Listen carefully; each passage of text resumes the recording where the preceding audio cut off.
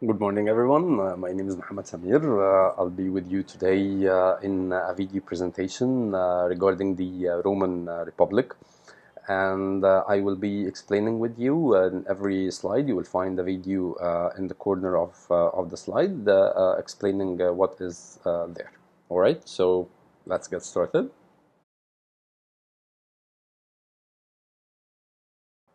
Okay, as we get started in the first slide here, you find it titled by the title, Why Rome? Why Rome? Why do we study Rome? Why will we be studying the Roman Empire or the Roman Republic specifically? For many reasons, actually. For number one, the Roman Republic was the main source for most of the laws and constitutions and governmental systems that we use in our current modern times. And also, as you might say in the presentation, it says that some of the most fundamental values and institutions of Western civilization began in the Roman Republic. Everything that we use today in our governmental system is mainly taken from the Roman Republic. The second thing is that Rome is a very important example for you to know as a successful civilization. You need to know what are the factors that created such success. Rome, for you to understand, it grew from a very small settlement to a mighty civilization, a very big civilization that eventually conquered the Mediterranean world. Next slide, please.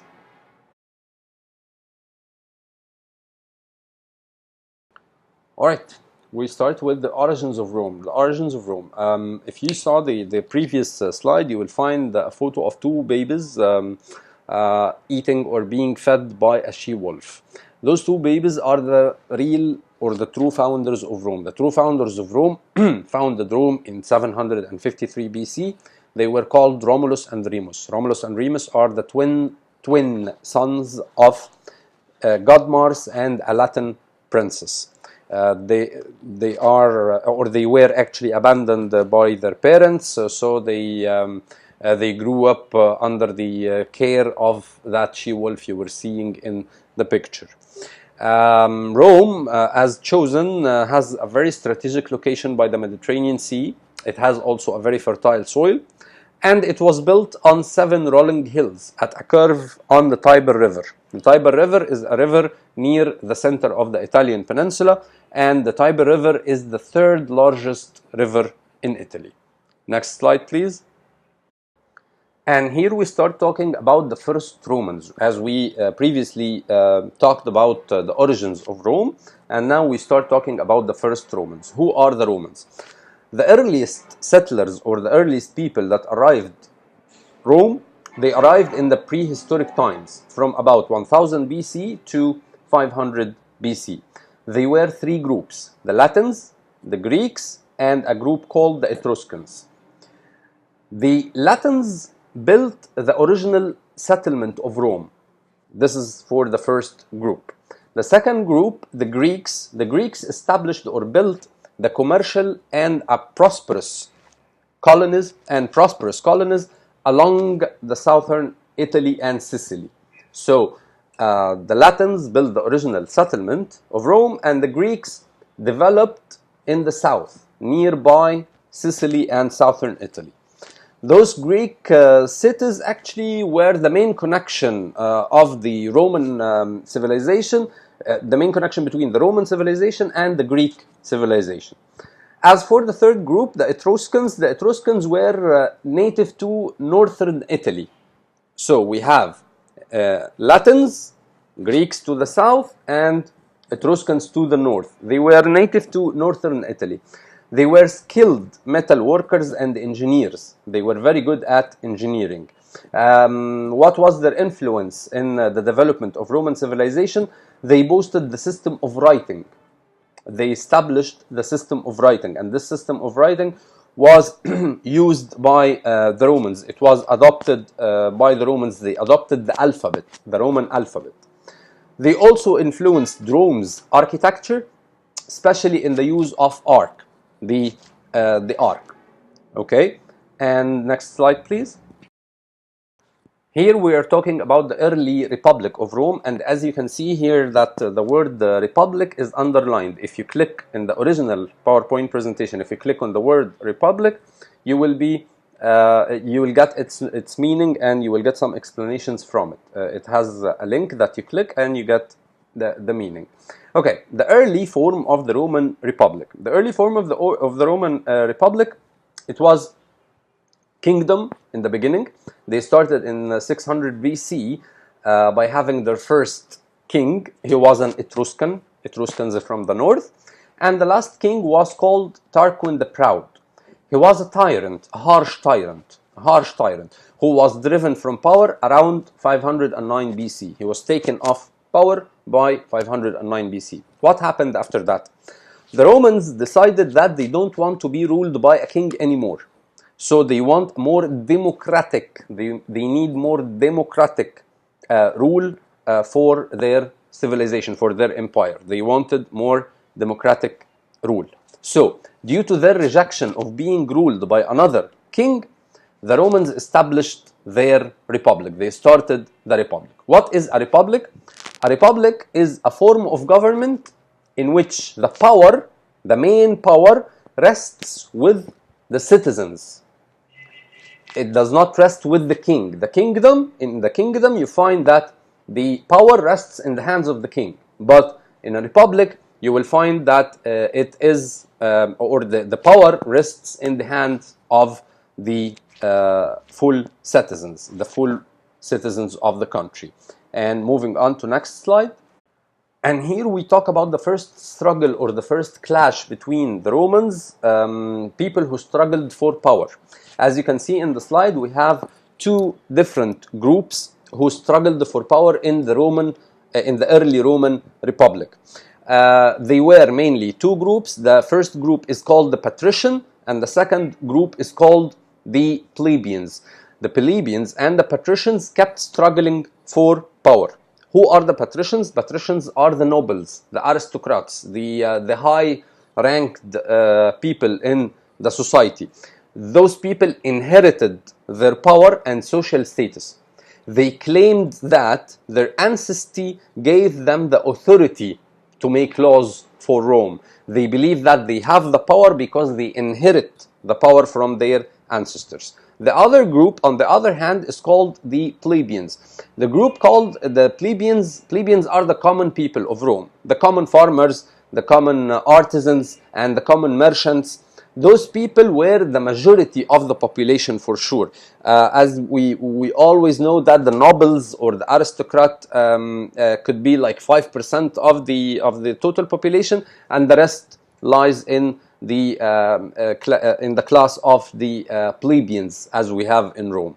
Okay, so that was the first clash that happened during the first or the early Roman Empire. Next slide, please. In this slide, you will find that here we are going to talk about the result. What was the result of that clash? What happened after the plebeians clashed with the nobles or with the patricians? The clash ended up by a very good victory for the plebeians, for the common people, because they agreed that they are going to write something called the 12 tablets or the 12 tables. The 12 tablets or the 12 tables considered to be a very important victory for the plebeians, and it was a force. They forced the creation of a written law code. The first time in Roman history to have written law. Okay, the laws these tables or these laws were written on 12 tablets or tables, and they were hung in the Forum. The Forum is the main temple in Rome. Those 12 tables became the basis for later Roman law, and the 12 tablets or tables established the idea that all free citizens had a right to the protection of the law. As you can see now you can relate between the current laws and the Roman laws. The Romans were the creators of laws of equality. between citizens, that everyone has the right of the protection of the law. In page 156 in the book, you can check the photo of the forum, the remainings of the forum, and in page 157, please check the chart for further discussion. And next slide, please. And here we start talking about the government under the Republic. What form of government? How did they use to rule themselves? Now we know that they established a republic, but now how are they going to govern themselves? In the 1st century BC, the Roman writers boasted that Rome had achieved a balanced government. They did a balanced government. What they meant by balanced government was that the government had taken the best of three things. The best of three. The best of monarchy. Monarchy is the government of a king. And an aristocracy, the government of nobles. And a democracy, the government by the people. So they combined each one of them in order to govern themselves in the best way possible. The next slide, please. As we previously mentioned in the previous slide, that the Republic's formation combined the best of three. And now we are going to talk about them in details. The first component of the Roman government was called the consuls. The consuls were two persons. They represented the monarchy. As we said, it combined the monarchy, aristocracy, and democracy. We have here the representation of monarchy in the term of consuls. The consuls were like kings. They had the power of kings, actually. They commanded the army and they directed the government. But their power was limited. They had to have some limits, okay? And the consul's term was only 1 year long. The consul could only rule for 1 year, and the same person could not be elected a consul again, could never be selected or chosen as a consul again for 10 years after he finishes his rule. He cannot be selected once more before 10 years. Also, there is something else about the consuls, that they had the right to veto. If you can relate the term veto with the United Nations, we always hear that that country said veto. Veto means rejecting the other people's opinion, to reject the other people's decision. So each consul had the right to veto. All right, moving on to the next slide, please. The second component of the Roman Republic or the government was called the Senate. The Senate actually represents the parliament, and if you click on the word Senate, you will find the full definition in the original PowerPoint presentation. The Senate represented the aristocratic part of the government. So we said that the consuls were the monarchy and the Senate is the aristocrat. And it had both legislative and administrative functions in the Republic. They used to administer the Republic, and they also used to issue laws, to create the laws. They had the legal power as well.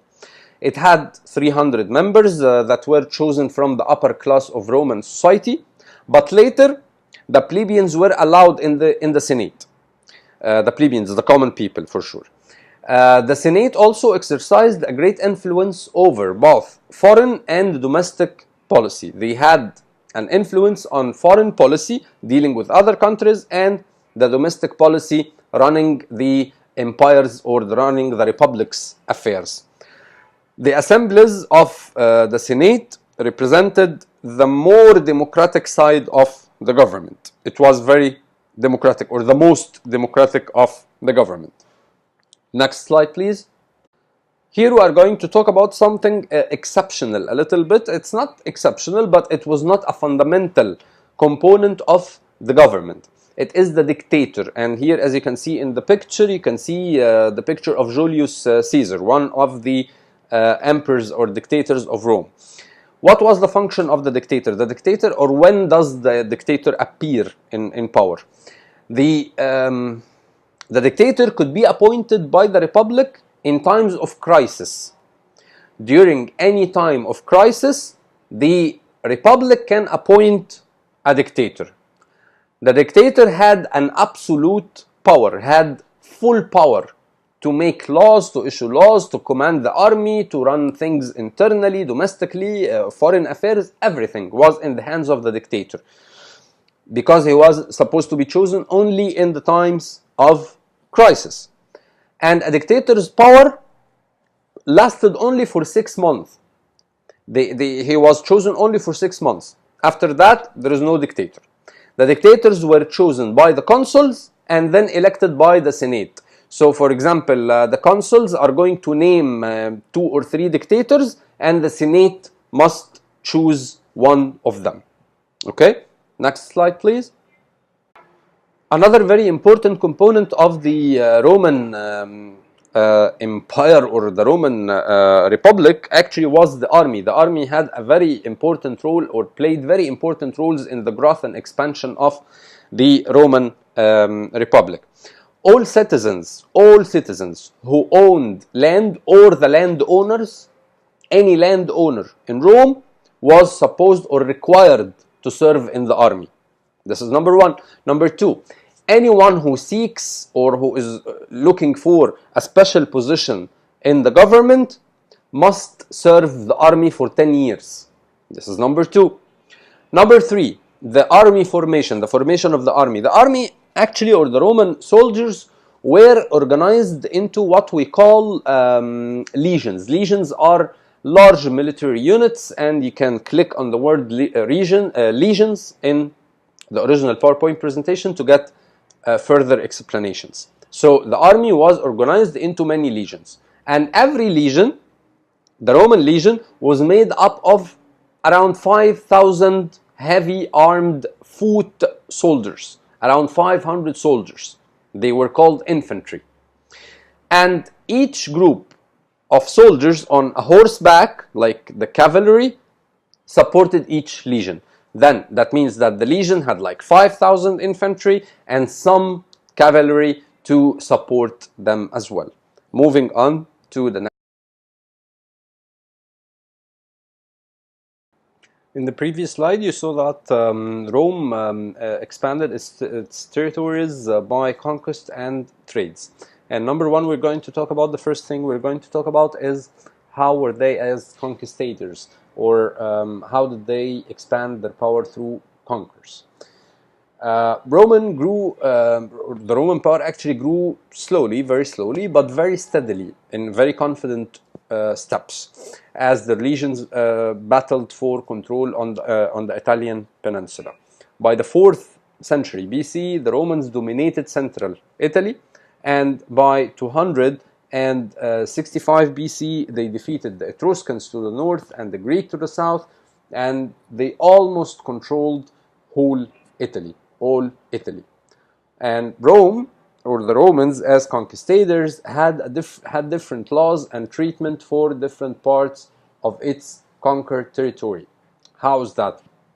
For example, for people who are very close to Rome, they were considered to be first-degree citizens, but they just did not have the right to vote. Some people had the rights to vote. Some people were considered as allies, and we are going to show you the difference in the book.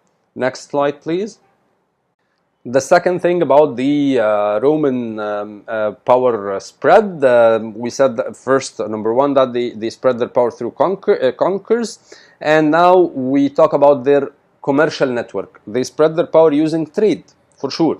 So the Romans, or the location of Rome's location, gave it an easy access to the riches of the lands ringing the Mediterranean Sea. Any land around the Mediterranean Sea was easy to access for the Romans, so they started trading with them. They started trading, or the merchants moved by sea or by land. Also, they traded the Roman wine and olive oil. They gave Roman wine and Roman olive oil for a variety of foods, raw materials, and manufactured goods from other lands. However, The other large and powerful cities interfered with Roman access to the Mediterranean. They will not leave them alone. Some cities felt jealous. They wanted to interfere into the business. One of those cities was called Carthage. Once a colony of Phoenicia, Carthage was located on a peninsula on the North African coast. And they rose to power, and that rise in their power put them into opposition or in conflict with Rome. And now, in the next slide, we are going to talk about this war. The war with Carthage. It started in 264 BC. As we said, that they clashed together because Carthage wanted to interfere in Romans' business. So they started their clash, or they started their war, their military actions in 264 BC. Roman Carthage went into the war, and this was the beginning, actually, in 264 BC. It was the beginning of a long struggle known as the Punic Wars. If you want to know further information about Punic Wars, click on the word Punic Wars in the original PowerPoint presentation. Between 264 BC and 146 BC, they had three wars. And in the next slide, we are going to talk about those three wars in details. Here you can see two pictures, one picture from the war, and the other picture represents King Hannibal, the hero of Carthage. Next slide, please. The three battles of the Punic Wars started with the first war that started for the control of Sicily. It was in the south. And also, they battled for the western Mediterranean.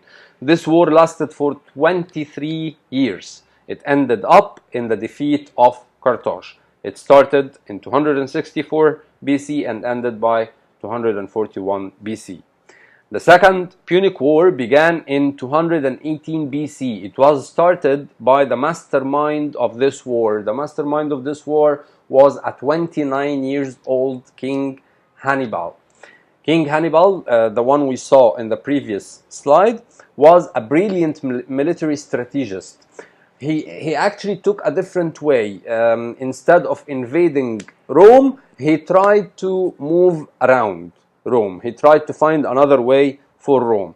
And they started their battles with him, and actually Hannibal won his greatest victory at Cannes in 216 BC. That was the Second War. The third war, or the third battle, because actually the Romans will never let Hannibal have the absolute, or the most things out, or the most benefit from the war. So, however, the Romans, after their defeat, regrouped, and with the aid and help of many cities, they stood firm, and they prevented Hannibal from capturing Rome, and that was the end of the three Punic Wars and the end of Hannibal as well. Moving to the next slide. The last slide here represents the key terms and names that were presented in the lesson. If you would like to check any of them, you can click on the name of the underlined word during the presentation, and it will take you to the final slide. That's the end of the lesson, and I'm really happy to present this lesson to you. I'd like to know your feedback about it. And if you have any further questions, please don't hesitate to contact me by email or through my phone. Thank you so much for your time, and see you. Bye.